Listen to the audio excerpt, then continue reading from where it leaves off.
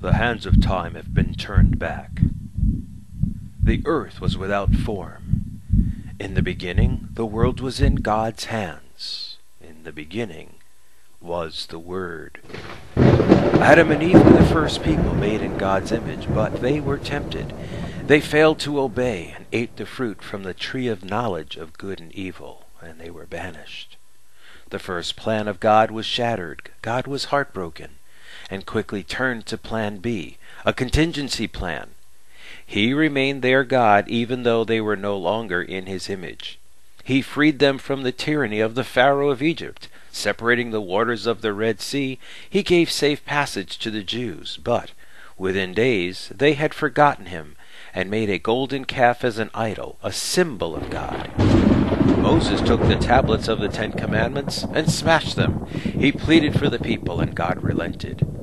Years later, their disobedience to the 10 Commandments and God's law effectively made the covenant with his people null and void.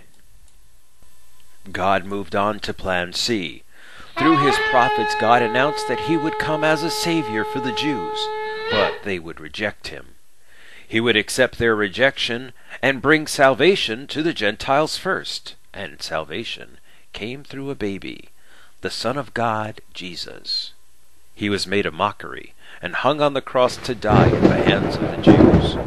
But God kept his promise, and salvation came to the Gentiles. Some of the Gentiles have reached out to the Jews.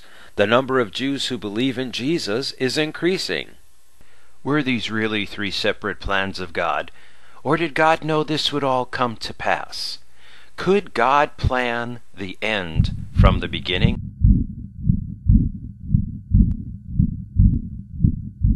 What path are you on?